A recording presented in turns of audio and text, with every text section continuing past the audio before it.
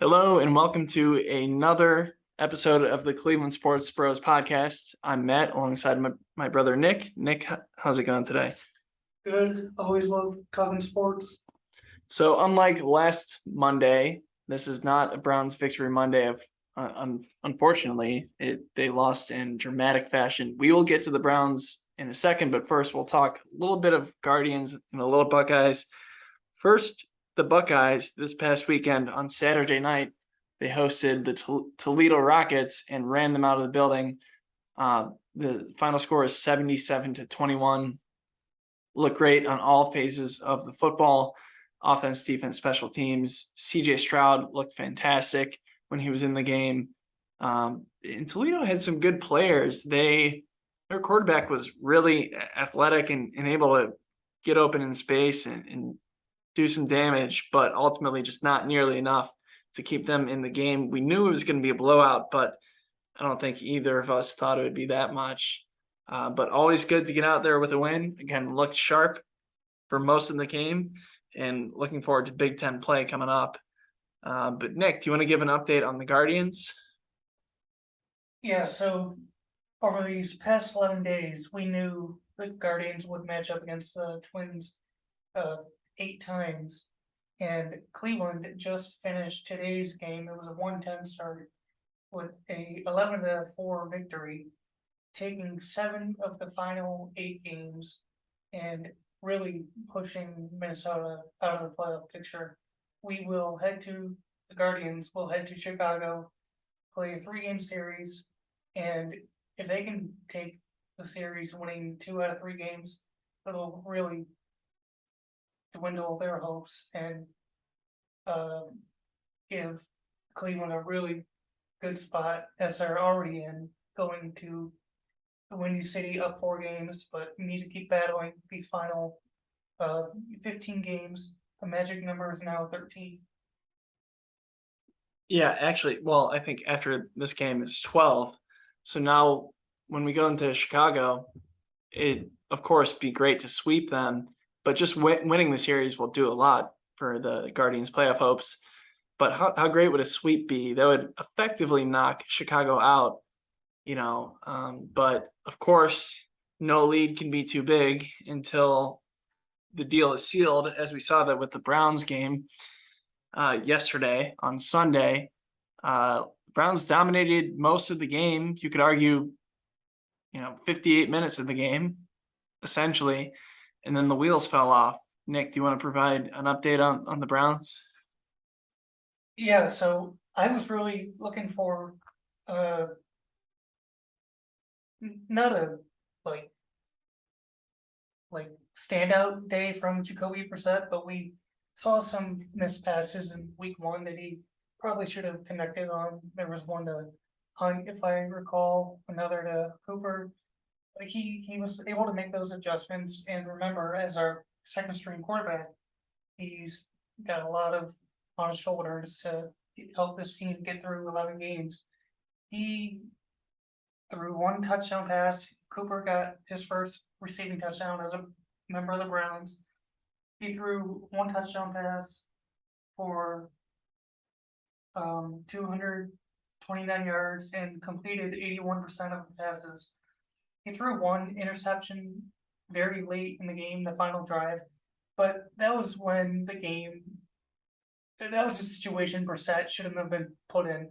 The Browns were up 13 points with a minute 55 remaining, and like you said, the wheels just fell off. It was really unbelievable. Yeah, there's a lot of debate. It's easy to debate in hindsight. I know a lot of fans questioning what happened at the end. So we know, was it last year against Houston where Nick Chubb famously ran out of bounds rather than into the end zone so that the Browns could take 3 knees and run out the clock. This time a little bit different. The point differential was different. Also, the Browns were already in the red zone, so things were happening much more quickly around him. It wasn't like he had a wide open lane to the end zone. So it's I think tough to blame Nick Chubb for that. No one thinks when you go up what should have been 14 points, and we'll get to that in a second, that no player, no running back is going to worry that his defense is going to blow a 13 or 14 point lead with under 2 minutes to go. So, Nick Chubb was fantastic again. He had 17 carries for 87 yards and 3 touchdowns. So I think if any blame is to go around, it's definitely not on Nick Chubb. But Nick, do you want to tell us a little what happened after that play?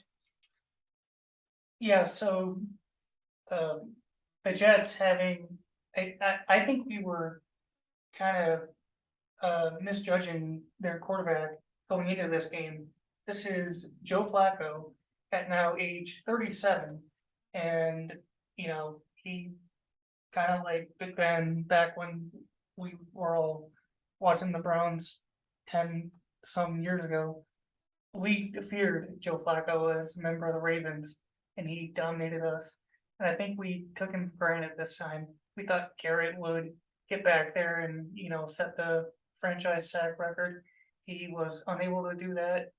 Flacco, in the dying 2 minutes, completed a 66-yard touchdown pass to his receiver. And a lot of people are pointing fingers at either Grant Delpit, Denzel Ward, and I believe earlier today, Delpit had admitted he was in cover 2 when he knew he should have been in cover 3. And then, they got the first score that they needed, and then they recovered an onside kick, which is just, you really don't see that anymore. I believe Cooper attempted to knock the ball out of bounds on the hands team instead of diving on the ball. So who really knows what went wrong? The players are still questioning it themselves. Yeah, and I'm not sure if it was Delpit or Ward. We'll have to look to who is in the wrong position, but one of them was. We know that. So we just see this continued miscommunication in the secondary by players who are supposed to be really good, and high paid players as well, and highly drafted players. So if the Browns want to survive, they're going to have to beat the teams, especially at home, that they're capable of beating. They lost in historic fashion. The stat that was going around, courtesy of ESPN Stats and Info, said NFL teams had won the last 2,229 consecutive games when leading by at least 13 points in the final 2 minutes. And the last team to blow such a lead was the Cleveland Browns in Week 9 of the 2001 season versus the Bears. So just insult to injury with that one. Not only did we lose in a way that teams never lose, probably the only other team to do it in the past 50 years was also this Cleveland Browns team. So just you hate to see it. And another thing, I know a lot of blame is going to Joe Woods, the defense as a whole, for Cade York, who knows if we're even talking about it. If he doesn't miss that PAT, we go to overtime, see what happens. Again, can't really blame him for losing at that point. Stefanski, should he give up play calling? I don't know. But those are going to be questions that need answers. And luckily, we have a quick week with Pittsburgh coming to town, but I'm not all that confident. I know Pittsburgh has not looked great, especially at their quarterback position. But one thing that makes me nervous, and Nick, I'm sure it makes you nervous, is that was about as good of a game as we ever could have expected from Jacoby Brissett. He was, like you said, completed 80-some% of his passes, 22 of 27, 229 yards, 1 touchdown. Yes, that 1 interception, but he played really well throughout the game and even used his legs a little bit. So, would it be great if he played better than that? Sure, but I think that's a lot to ask. So when he plays such a great game, the defense needs to support him and do their part as well, because the offense certainly did. Definitely. And I thought Jacoby really played well, as you just mentioned. But if the Browns it was the defense that lost the game for us. If the Browns side, offensive side of the ball, quarterback and running back can put up numbers like this for the next 9 more games, it's not going to get any easier. I know we said the first month of the season, this should be wins and stuff like that, but it's not going to get any easier. But my point is, if Jacoby plus the running game can do that, you're probably gonna have a chance to stay alive with Deshaun when he is able to step back on the field December 4th. Yeah, so well, they have to make it there first, and they have to win enough games for those games in December to matter.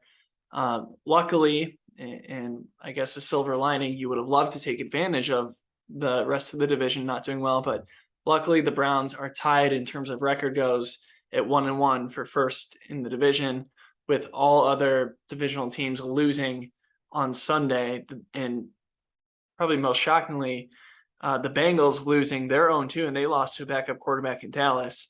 So, the Browns, it's way too early to say that they're out of it.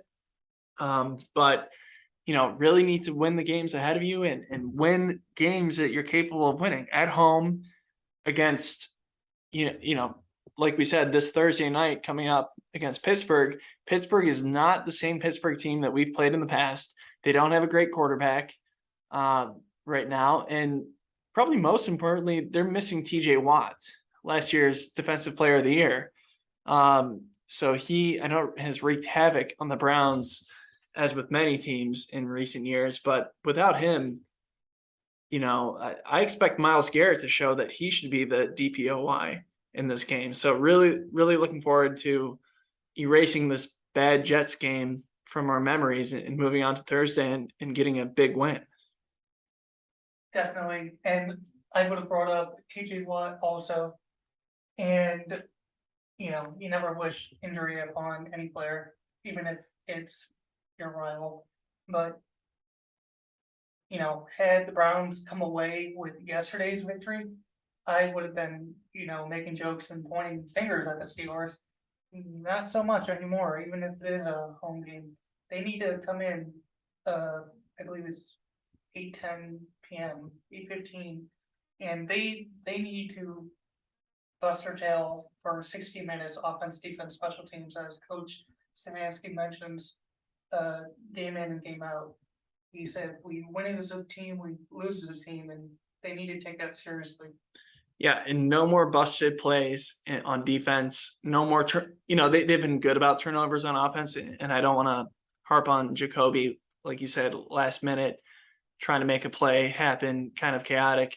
But you got to play a perfect game sometimes to win in the NFL. So yes, I'm looking for everyone to step up. Maybe everyone except Nick Chubb. If he plays even less than what he has played to start, that's still probably going to be good enough on his end. But, the whole team's going to have to step up. No more big mistakes on defense. No more 17-point fourth quarter points like we saw in both the Carolina game and this Jets game.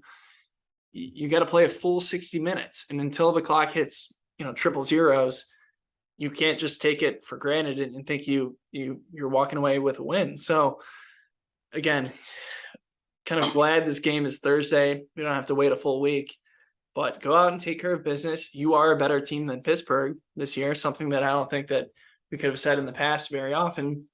And go out and win, and the fans will forget about it, at least for now. Yeah. One final quick point. I believe so far, I apologize if I don't have the accurate stat, but I think we've only thrown one interception so far, but there have been a handful of opportunities in just a span of 2 games where the Browns have, week 1, Baker was fumbling the ball, and the Browns just didn't jump on it. I think we also defensively needed to step it up, grab the balls that we can, and give our offense more chances, and that'll give them greater chances to pull away when they do have a 2-score lead. Yeah, 100%. So, okay, well, another great episode. Not the best of topics to have to talk about, but at least the Guardians and Buckeyes have done well. So we'll definitely bring you the latest on their playoff push. But looking forward to a Browns, hopefully getting a Browns win on Thursday. And you've been listening to the Cleveland Sports Bros podcast.